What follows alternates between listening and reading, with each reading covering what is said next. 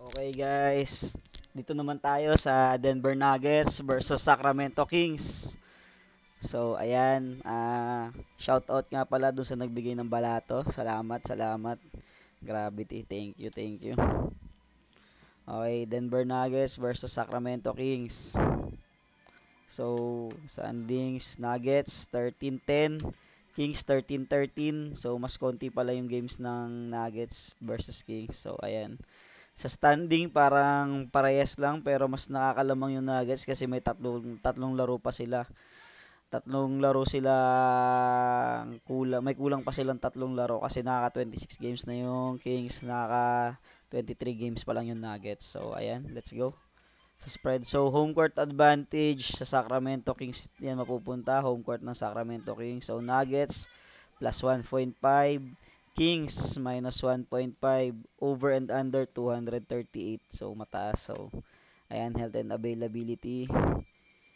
Vlatko Kankar. So injured siya, may knee injury. So Jamal Murray, so hamstring, hindi pa rin lalaro. Mukhang hindi pa rin lalaro si Jamal Murray. Dario Saric, ankle. Christian Brown, LeBron, back. So ayan, dilalaro si LeBron, si Christian Brown, si Tocayo. So ayan. Sacramento Kings injured and suspended. Kevin Werther shoulder. Trey Liles calf. So ayan, dalawa lang. Pakiramdam ko advantage dito yung ano, yung Sacramento Kings sa health and availability. Kasi wala si Jamal Murray. So malaking bagay sa kanila si Jamal Murray na wala. So ayan, kaya advantage sila. So ayan. These two teams last met at Ball Arena with the Nuggets claiming the win, beating the Kings 117-96. The Nuggets have won 6 of the past 10 games that this team have played. So ayan, Denver Nuggets last 10 game 5 win 5 loss. So 10 games Nuggets are averaging 121. So ayan yung kanilang stats last 10 games. So dito naman tayo sa Sacramento Kings. Have won 5 and lost 5. So mukhang talagang sa momentum parehas din lang. Parehas sila 5 of 5. So last game nila parehas sila panalo. Talagang halos parehas lang. Parehas ang momentum. So sa fatigue medyo side tayo sa Sacramento Kings kasi mas fatigue yung Denver. So ayan, pinakita ko kagad yung final pick ko. So since nakita nyo na, ayan, final pick ko, Nuggets plus 1.5 or money line. Why Nuggets? Kasi nakikita ko yung center versus center lamang muna tayo. So kitang-kita naman natin na sobrang lamang si Jokic versus Sabonis. Nakita ko medyo may decline na sa laro ni Sabonis, kaya medyo syempre medyo nagkakaedad na rin si Sabonis, samantalang tong si Jokic parang papunta pa lang sa peak niya or prime pa lang niya. So yun. Tapos dito naman tayo sa supporting cast. So sa supporting cast, medyo pakiramdam ko lamang yung Kings ng slight lang, pero hindi nila mako-compensate yung lamang ni Jokic sa center nila. So pero sa sukat yung pinakang isa pang nakikita ko magiging problema ng ano ng sa height yung nakikita kong pinaka magiging problema pa ng Kings. So matangkad talaga yung roster ng Denver.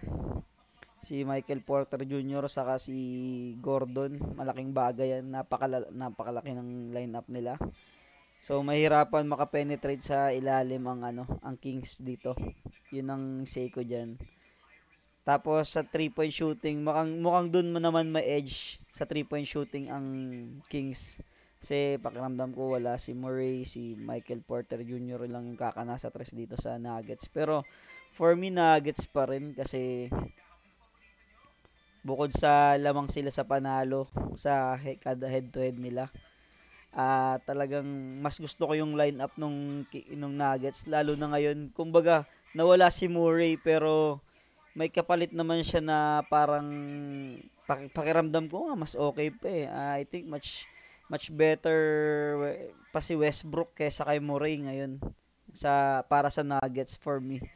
So, kaya maganda yung ano nila, maganda na yung ang tawag dito. Maganda na yung sistema nila kasama si Russell Westbrook ngayon. So, for me, Nuggets talaga, Nuggets tayo plus 1.5 or sa malakas ang loob, moneyline. Kung ako, moneyline na naman ako dyan. Tapos, magsisisi na naman ako pag lumabas yung result. 2 beses na ako natatalo na dito sa video na prinidi ko yung plus, tapos tinayan ko yung moneyline, talo. Ayan.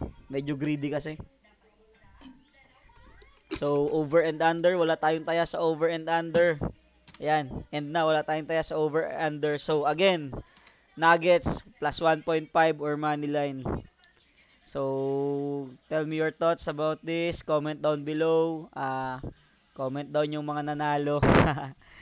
Ayan. So, special reminder lang ulit. Bet in moderation. Magpapasko pa naman. Huwag mong ibomba yung pampasko mo. Yun lang. Baka tayo masilat. Naku po, magiging problema yan. Sige, peace.